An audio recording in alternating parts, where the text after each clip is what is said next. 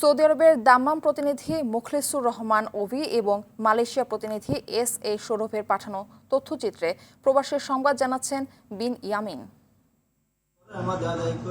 বাংলাদেশে বৈষম্য বিরোধী আন্দোলনে নিহত শহীদদের স্মরণে সৌদি আরবের দাম্মামে আল খোবার সোবেখায় ব্যবসায়িক ফোরামের উদ্যোগে আলোচনা সভা ও দোয়া মাহফিল অনুষ্ঠিত হয়েছে। অনুষ্ঠানে ব্যবসায়িক ফোরামের সভাপতি আব্দুল হাই সিদ্দিকীর সভাপতিত্বে এবং হাবিবুর রহমান ও মুকিতুর রহমানের যৌথ সঞ্চালনায় প্রধান অতিথি ছিলেন দাম্মামের বিশিষ্ট ব্যবসায়ী হুমায়ুন কবির সবুজ।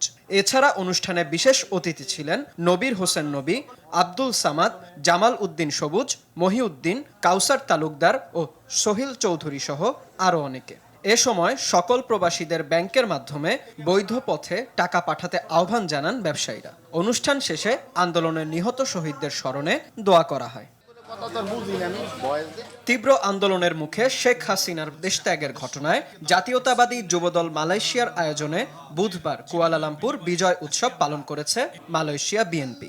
এ সময় কুয়ালালামপুর মহানগর যুবদলের সিনিয়র সভাপতি মেহেদী হাসানের সঞ্চালনায় এবং মিনহাজ মণ্ডলের সভাপতিত্বে প্রধান অতিথি হিসেবে উপস্থিত ছিলেন মালয়েশিয়া বিএনপির সিনিয়র নেতা মোহাম্মদ শহীদুল্লাহ শহীদ। এছাড়া ভিডিও কনফারেন্সে যোগ দেন বিএনপির সহ আন্তর্জাতিক বিষয়ক সম্পাদক নজরুল ইসলাম আজাদ। এছাড়া অনুষ্ঠানে আরও উপস্থিত ছিলেন রাসেল রানা, এনায়েতুল্লাহ, ফারুক আহমেদ, মোশাররফ হোসেন, মোহাম্মদ তুহিন ও বিলকিস আক্তার সহ অনেকেই। বিন ইয়ামিন, RTV।